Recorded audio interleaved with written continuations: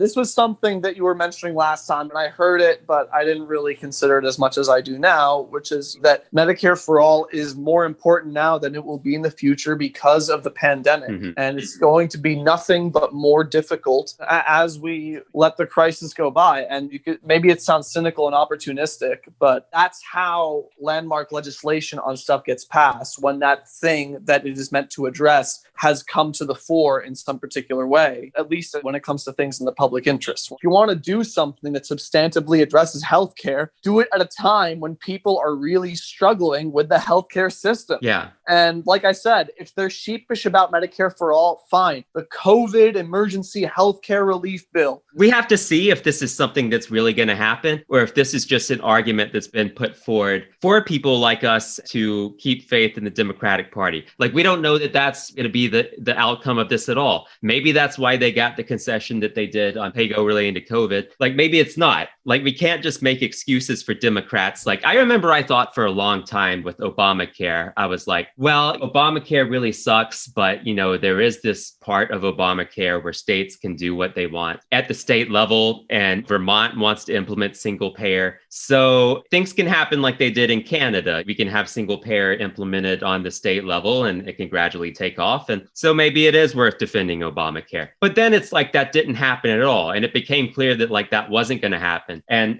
we shouldn't waste all this effort defending Democrats now because like we are sure that like this is what's going to happen, that like they're going to use this opportunity to implement like temporary Medicare for all and then make it permanent. Like that's just a theory, it sounds like to me. I mean, it would be great if it happened, but we shouldn't let like AOC off the hook and everyone else off the hook just because that's a possibility. She's been essentially getting a free ride from her base as their savior, as their person in Congress for a while now. And like the first time, at the first juncture where people have a demand where she isn't exactly aligned with them, there's all this pushback that you're being too aggressive and you're not being realistic, etc. Like, it's not appropriate to make any demands of these people. We know they're leftists and they run as them, and that's great. And they do well in committee hearings, setting fire to freaking bank executives and the like, and exposing stuff in a PR sense. But, you know, this is a thing of real substance that is worth pursuing. And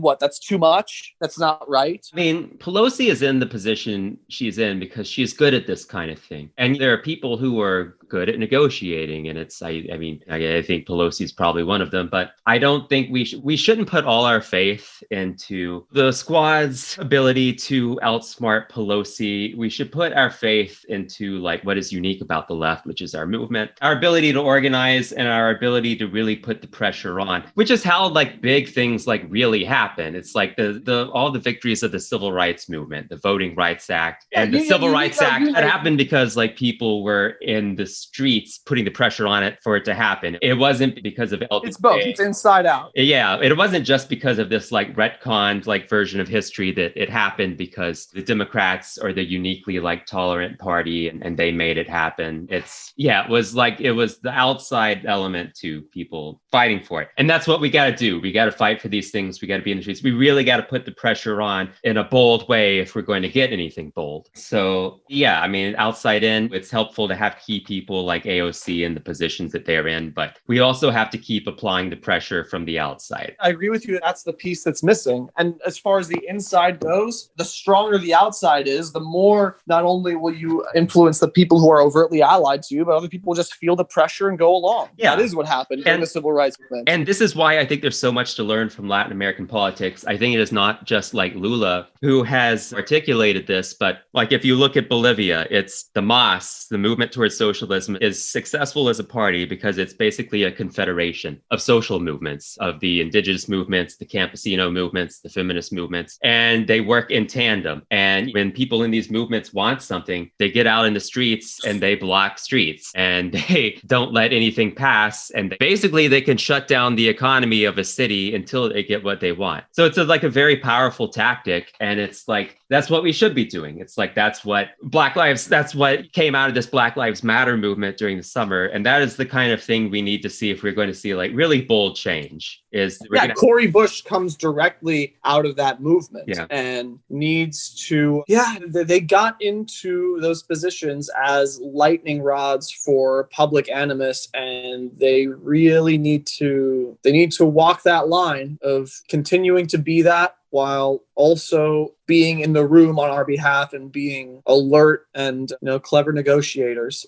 But both are definitely important, and I agree with you on which of those two is missing right now. This is, I think, a relevant point to tie all this up, which is to say that, like, I think it's good to be engaged in electoral politics, because there are a lot of socialists who would say, like, well, don't put any faith in Democrats, don't put any faith in electoral politics. And I think they have some kind of notion of, maybe they're Trotskyists and they think, well, what we're going to have is a revolution that looks like the one like in Russia.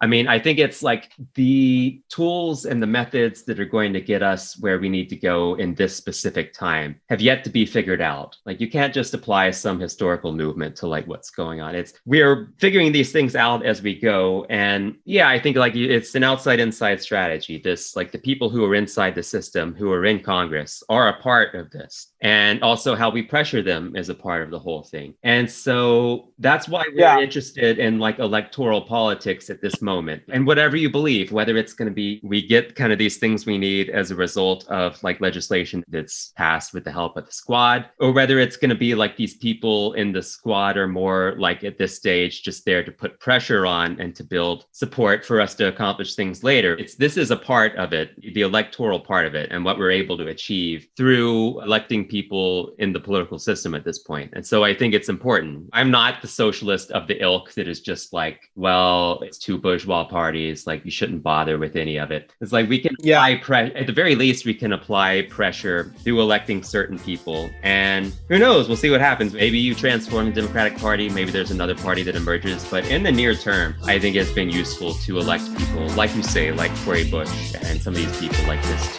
to Congress.